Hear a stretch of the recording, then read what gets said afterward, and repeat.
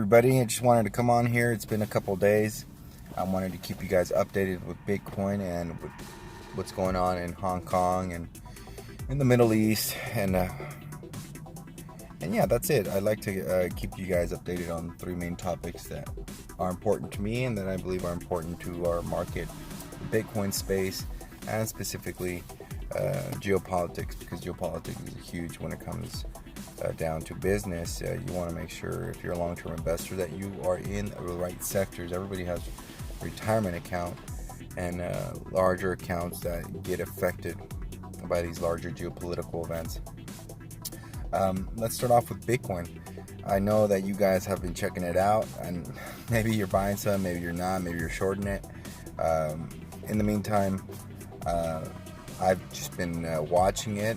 I'm probably gonna watch it a little longer. I want to see how it does around these levels before I buy some more and add to my stack. But regardless, I just want to make sure you guys stay updated, because I know a lot of you guys are not really active traders. You're more investors, or just looking into the technology, Bitcoin, and maybe possibly are wanting to mess with it and buy some just to have some. Yeah, you guys are. I'm more focused on you guys possibly being people that are just longer term investors. If you are traders and you're active trader, a lot of what I recommend, which is just buying on dips or just accumulating over time. Of course, I'm not trying to I'm not trying to guide people that are more advanced than I am. I'm not trying to guide people that are possibly around my level of education and experience.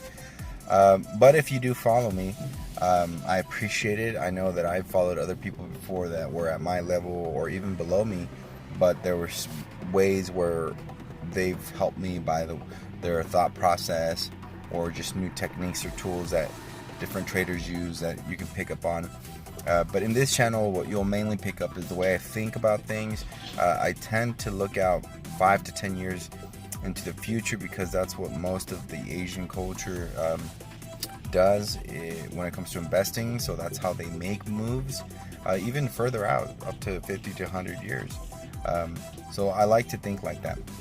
And when I'm talking about Bitcoin, that's what I'm talking about. I'm talking about a technology that is going to be in effect with the next 20, 50, 100 years.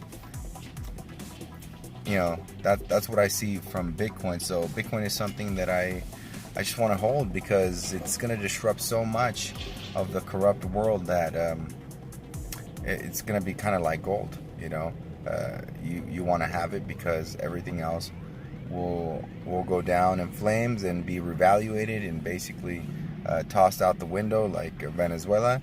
And Bitcoin and other crypto and gold and other assets that aren't easily multiplied by printing are better assets to hold, right? For in this future that I see, that it's a lot of instability, unless we become communists, and then we just become a managed market, and more than we are now. And really, then the only value is your health, and however much the government lets you live in this and experience, as a way to control the people. But other than that, it just looks like a chaotic environment, kind of like Venezuela and parts of Africa that have gone through this, like Zimbabwe, and other parts of the world. Since we're on that topic, let me just move on to Hong Kong, which is something that's going on there.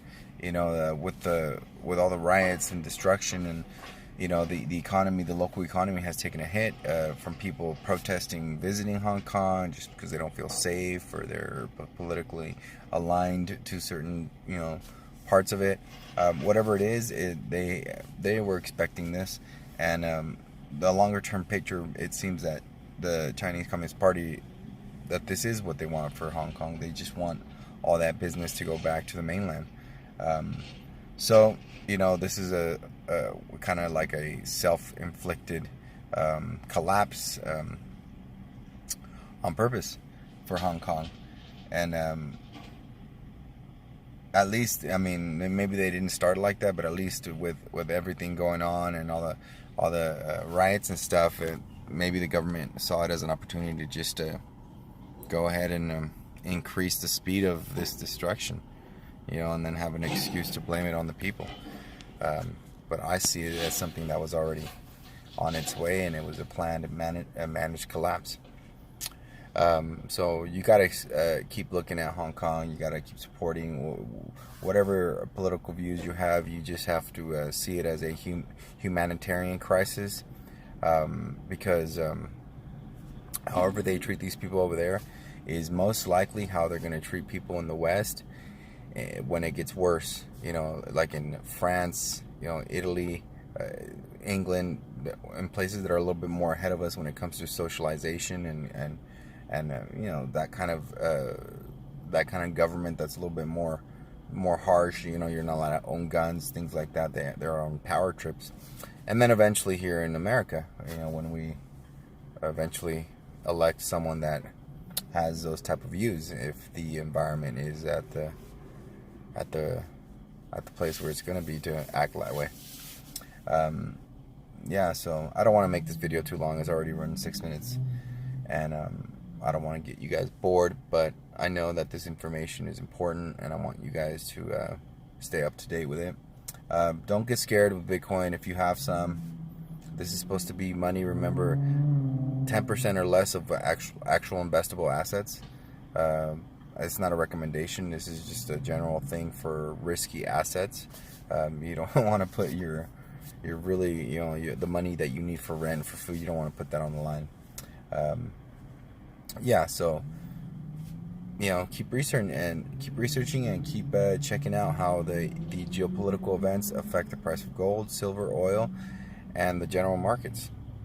And you'll see how geopolitics is driving Bitcoin, at least the use of it, its fundamental use, is driving it up, as well as bringing some new minds and some new people, some new whales into the space that are seeing this as I'm getting ready for the next run. The first run was retail run. This next run is going to be an institutional run. And then after that is going to be a government run. Who knows? We'll see. This is an exciting industry, so that's why you probably guys are watching. I'm gonna let you guys go. If you guys like and subscribe, I would really appreciate it. You guys have a good night. Again, comment. I know I have to have some people comment, and I reply. I like to get comments. I like to reply. I like to see what kind of people are following me and the information that they like, and I'll spread some more of that information. Again, thank you guys. You have a great night, and we'll talk later.